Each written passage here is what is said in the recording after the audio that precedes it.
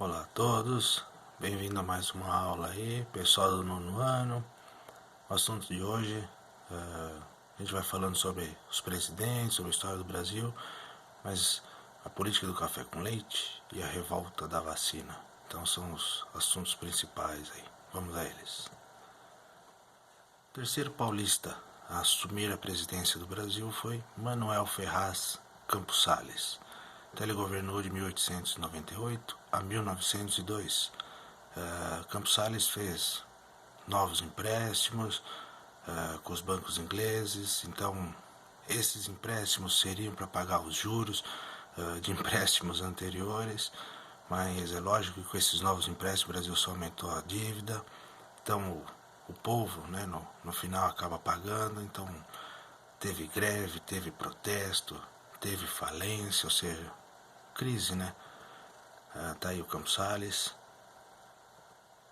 Então, o Campos Salles vai começar aí um novo tipo aí de situação, vamos ver.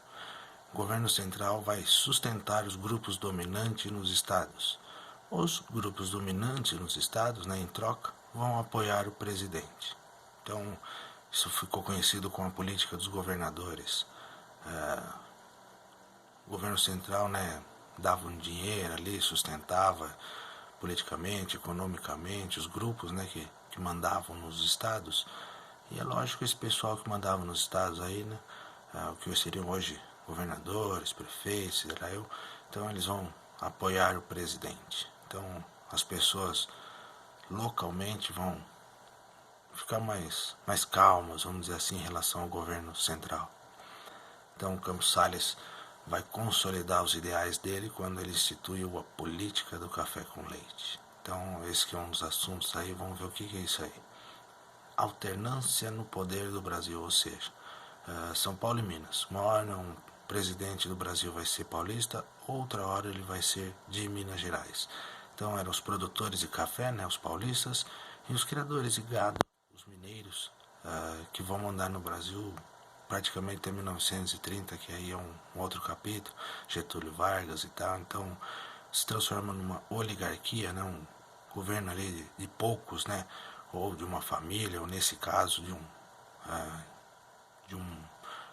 de um partido político, mas de um grupo político, né? Então a política do café com leite é quando necessariamente vai ser um presidente paulista e depois um presidente mineiro.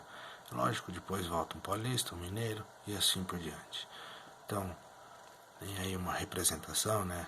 Minas e São Paulo mandando na presidência, né, os outros estados bem abaixo ali, né?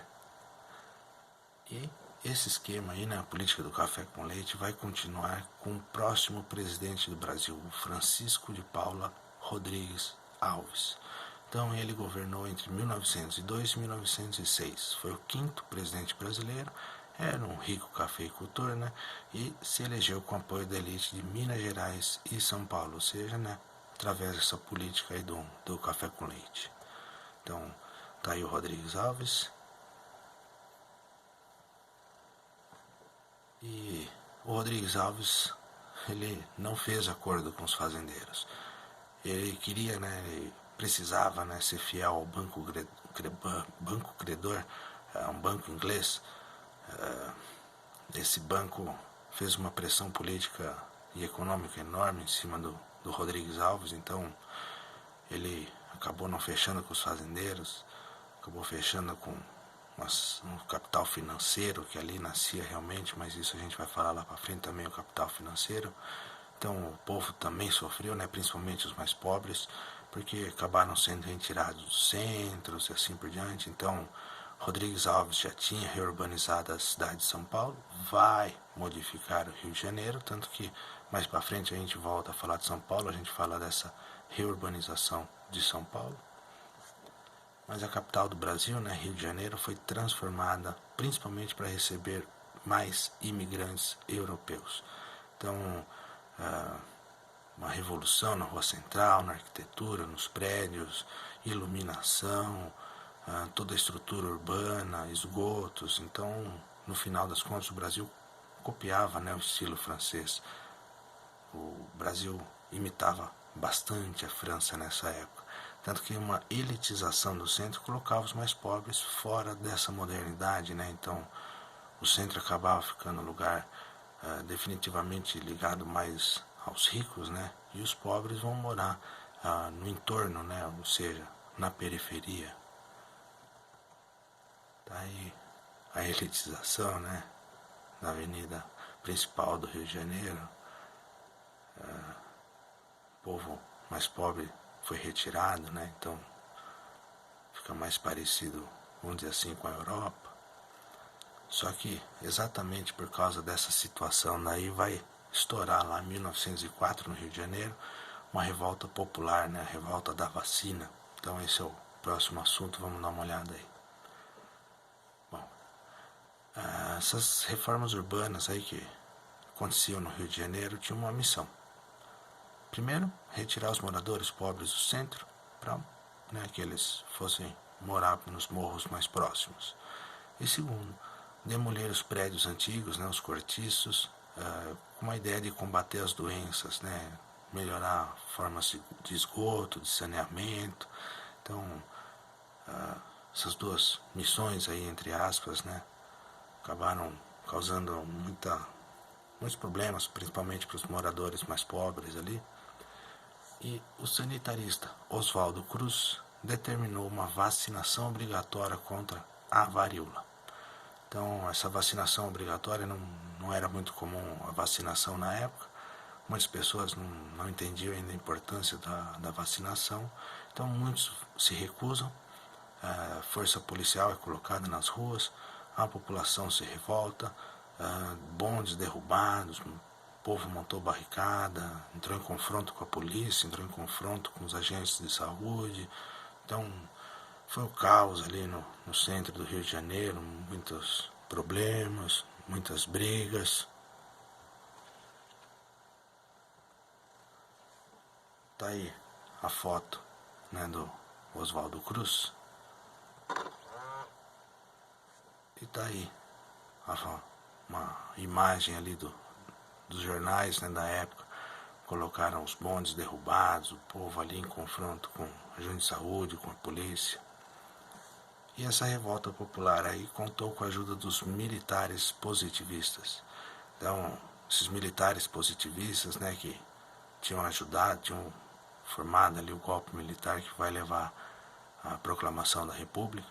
Então, obviamente, eles eram contra nessa política do café com leite, ligado aos fazendeiros, queriam derrubar, né, essa política e voltar ao poder. Então, esse confronto acabou com muita gente morta, muitos feridos, sobreviventes, né, que estavam nessa revolta aí foram presos, acabaram sofrendo desterro, ou seja, foram mandados para o Acre, território que o Brasil acabou, né, de conquistar ali da Bolívia. Na verdade, a gente depois vai falar disso na época ali de Getúlio Vargas e tal, mas o Brasil acabou de certa forma comprando, né, o Acre da Bolívia. Então é um território que era bem novo ali no mapa do Brasil, né? Então essa região norte aí necessitava de mão de obra, não tinha praticamente população ali, então o governo brasileiro queria que muita gente fosse para lá. Tanto que no ano de 1904, Manaus, né, no Amazonas, capital do Amazonas, estava no auge do ciclo da borracha. Então, em 1830 Manaus era só uma vila, em 1870 já era um dos maiores exportadores mundiais de borracha. Tem até uma situação aí com Henry Ford, né, o dono da Ford, que ele monta ali uma cidade para ele, né, para produzir através do seringal, né, o látex, né, a borracha. Então, nessa época aí, Manaus, o que não faltava era dinheiro, né? Então os seringueiros transformaram a cidade nessa época aí do ciclo da borracha. Seringueiros eram os que trabalhavam, né, retirando a seiva, né, da árvore, né, para fazer a borracha. Então, principalmente os cearenses foram morar em Manaus nessa época. Chegaram também muitos estrangeiros, que não faltava era dinheiro, como eu falei, tinha riqueza para tudo quanto é lugar. E 2 anos depois, 1906, o ciclo da borracha já terminou, estava de volta à pobreza, e só depois com a tentativa da Zona Franca de Manaus e algumas outras situações ali, vai voltar, de certa forma, para um mapa econômico aí do Brasil, essa região. Então, tem aí o seringão, né, os seringueiros retirando látex, e o teatro ali, né, de Manaus é um absurdo, espetacular a beleza dele, a arquitetura, tanto que mundialmente conhecido. Então, o que não faltava era dinheiro, o que não faltava eram pessoas aí dando início a um novo ciclo. E se a gente for analisar nessa região norte, muitos vinham através do desterro, né, como houve lá na revolta da vacina. Bom,